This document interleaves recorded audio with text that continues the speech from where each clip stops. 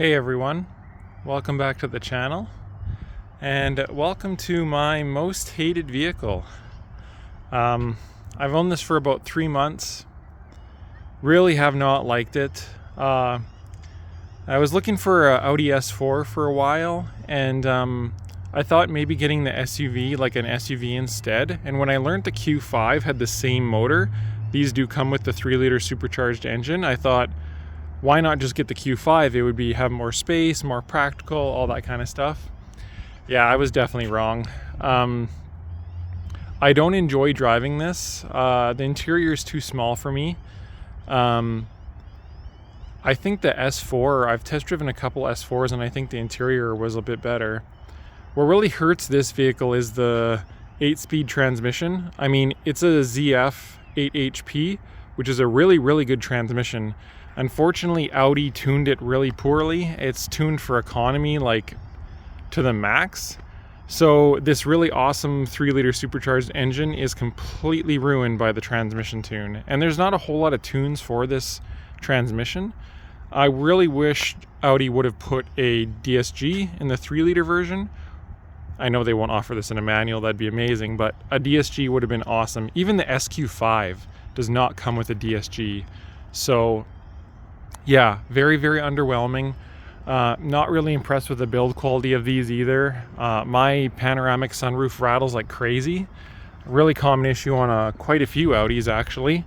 My dash rattles. This has 100,000 kilometers on it, so like 60, 70,000 miles. It's basically pretty new. It's a 2016. Yeah, just really, really disappointed with how this thing drives and the space in the inside. If you're looking at one of these and you have a family and you need to have a rear car seat, if you're anything above 6 feet, you're not going to have enough room in the front 2 seats. My 2 kids are out of car seats, but I still don't have enough room. This is about as far as I can put my seat back, and my knee hits this headlight switch all the time. And my knee's like right up against the dash here. Again, I know this is a compact SUV. I maybe should have taken it for a longer test drive when I initially got this. What's also really, really terrible is the HVAC in this thing is absolutely atrocious. I mean, you have to press too many buttons for you to get things to actually do what you want here. First of all, the dual climate control doesn't sync unless you go into the MMI, set it to sync, but then it doesn't seem to save that setting. I've tried that and mine doesn't save, so you're going to constantly be changing the dual zone all the time if you want to sync these. The other really stupid thing is to actually control the fan speed, you have to press a button first, then actually control the fan speed, which is just stupidity. If Audi wouldn't be so cheap and would just add a fan control, whether it's an up and down button or a knob, this is just going backwards. Yeah, for 2016, this MMI is very outdated, even in 2016 standards.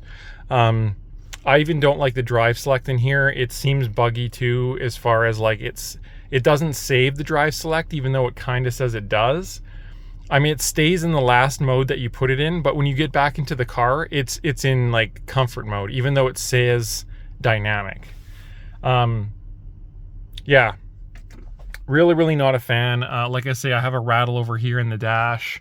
The interior is too small, I think, for a vehicle this size. I think they could have given you a bit more interior space.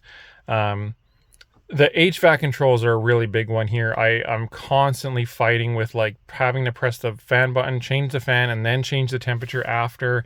And like I say, it really bugs me that you can't sync both zones and save it synced.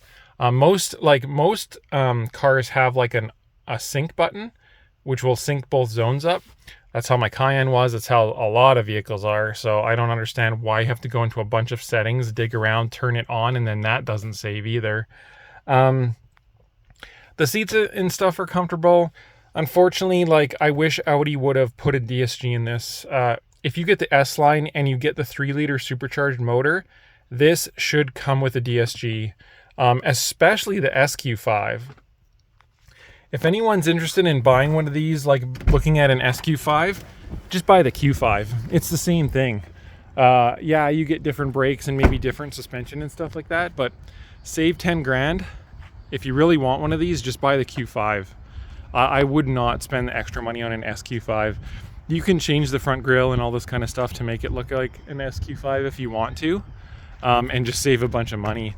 And then there are a couple tunes for this, for the transmission, but yeah, and as with everything, it has paddle, quote unquote, paddle shifters, of course, here. So, oh yeah, just put it in manual mode and then it's better.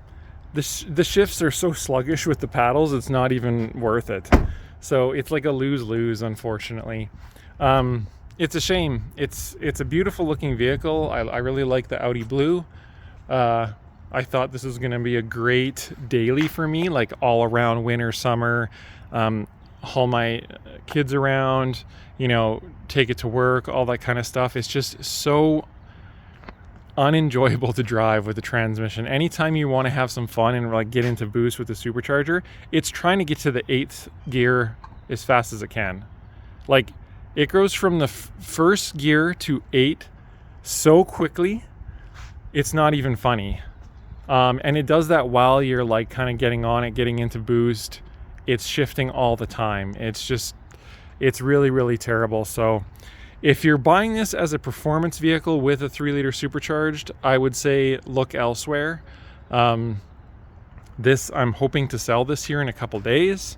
Yeah, I mean, I'm kind of over Audis in general. Like I say, I'm not a huge fan of the build quality. It's a real shame because this basically has one of their best motors. If you do end up buying one of these with the 3-liter supercharged, make sure you put high quality oil in this, like liquid moly, AMS oil. Get OEM oil filters. Don't take this to a quick lube place, and do regular oil changes. You know, I do 5,000 kilometer oil changes, but again, 5,000 miles or less, whatever.